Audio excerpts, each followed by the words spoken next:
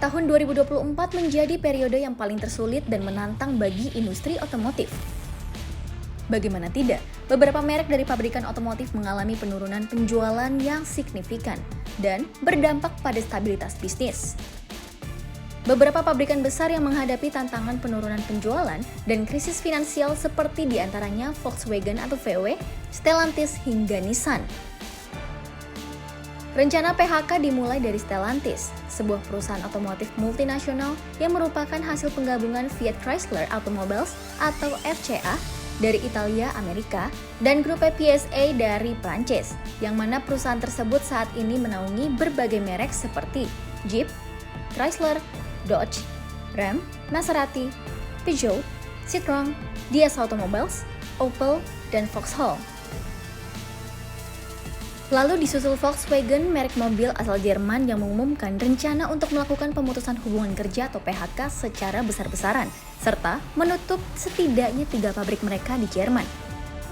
Langkah ini diambil sebagai bagian dari upaya restrukturisasi yang disebabkan oleh tekanan biaya produksi dan tenaga kerja yang tinggi, serta persaingan yang semakin ketat di industri otomotif. Dilansir dari Reuters, CFO VW Arno Antlitz menyebutkan bahwa restrukturisasi ini diperlukan seiring penurunan penjualan pabrikannya pasca pandemi COVID-19 lalu.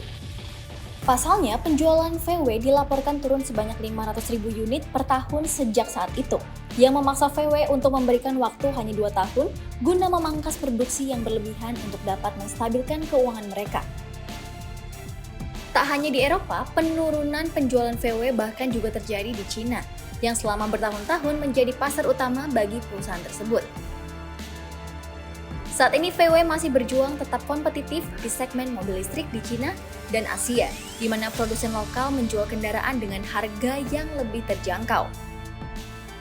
Sementara di sisi lain, Stellantis belum lama ini juga mengumumkan akan melakukan PHK terhadap 1.100 karyawan di pabrik Jeep Gladiator di Toledo, Ohio, Amerika Serikat. Pemutusan karyawan ini merupakan bagian dari upaya perusahaan untuk meningkatkan efisiensi dan menyesuaikan produksi dengan kebutuhan pasar di Amerika Utara.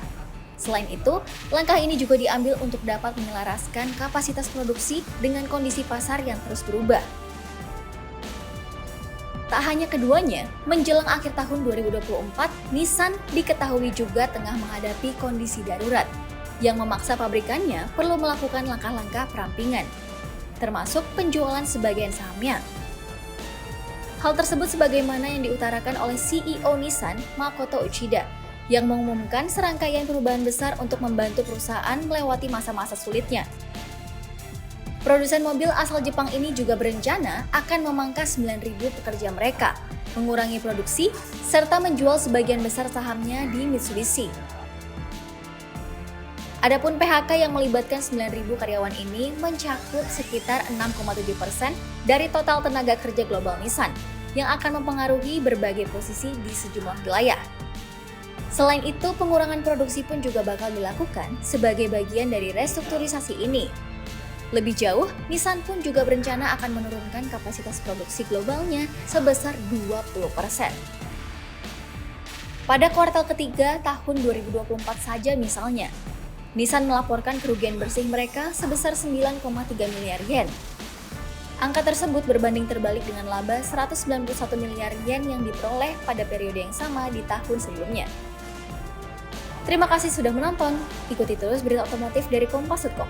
Dan jangan lupa like, komen, dan subscribe agar kalian selalu mendapatkan informasi terbaru dari video-video kami selanjutnya.